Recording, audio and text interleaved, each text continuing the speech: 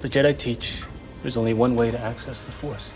Spoiler alert, after dissecting it, let's address the several questions that remain. Wearing the Darth Grill's helmet that Qimir gave him, Osha sees May killing Saul. But as this franchise has frequently demonstrated, predictions about the future are unreliable because they are always shifting. This vision places Saul and May, who are waiting for the Jedi to retrieve May, in Brendok's orbit, squarely in the path of Osha and Qimir. The moment May escapes, everything goes wrong. Welcome to Movie Spy. After a brief space battle in which Saul nearly blows May out of the sky before Basil steps in to save the day, our Jedi lad is going through some difficult times. The two end up back at the Coven's temple, where the whole ordeal began. The climax doesn't waste any time in playing to the audience by giving everyone what they want to see. Qimir slapping ass, as Saul is plagued by the sins of his past.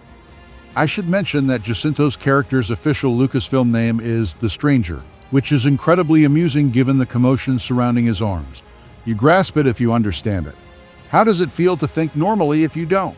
In any case, Saul and Qimir finally have a rematch, and this bout openly honors Crouching Tiger, Hidden Dragon, which is cool. It functions. Though it doesn't quite match the excitement of Darth Teeth tearing through the Jedi in Episode 5, their combat is still pretty damn exciting. The fact that this show doesn't hesitate to drop bodies and has real stakes helps. Jekylon, rip. Saul has his opponent at lightsaber point after narrowly defeating Qimir, but May stops him this round. May, however, disobeys Qimir by choosing not to murder Saul.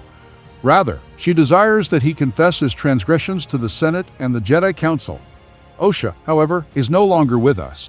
Now that she knows for sure that Saul killed Anasaya and has been lying to her for years by blaming May, Osha becomes so enraged that she uses force to choke her master to death. The Kyber crystal inside turns crimson as she does so, gripping his abandoned saber.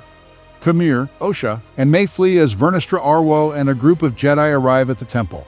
May offers to stay behind to finally allow Osha the opportunity to live her own life after realizing they needed a strategy to fend off the Jedi. In order to prevent the Jedi from using her to find Osha, she also consents to sacrifice her mind. May's memory of Qimir and Osha is completely erased, a transfer that is allegedly permanent. After the Jedi apprehend her, Yoda appears, and Vernestra uses Saul as a convenient scapegoat for everything. The end. First of all, big ups to Austin Goslin of Polygon, who correctly anticipated that the Acolyte would be an origin narrative involving a Force chokeback in Episode 4. It was, for sure, have a well-deserved victory lap, my friend.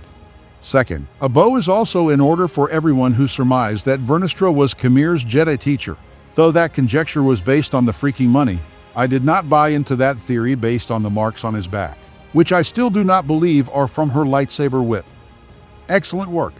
Lastly, it's a common belief that Osha and May are the least strong aspects of the program, and I have to admit, I kind of agree. They are not nearly as interesting as everything going on around them, which was thankfully as awesome as heck, much like Cassian and Andorra. Saul, fantastic.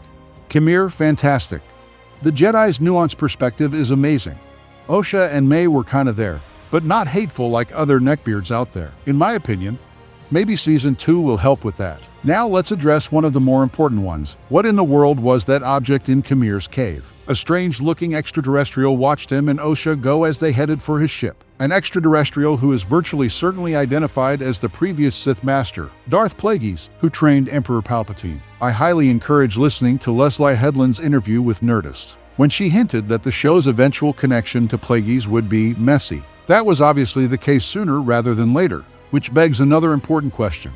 Is Qimir Palpatine in real life? But, Mike, Manny Jacinto looks absolutely nothing like Ian McDiarmid.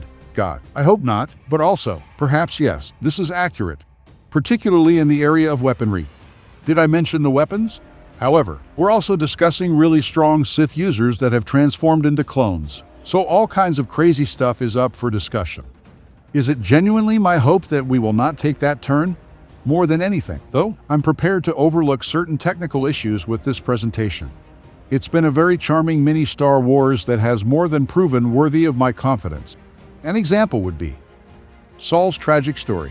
I'm going to send everyone back to the Headland interview with Nerdist because she made some fascinating comments on the episode from last week, in which we saw Saul and Torben slay Osha and May's coven.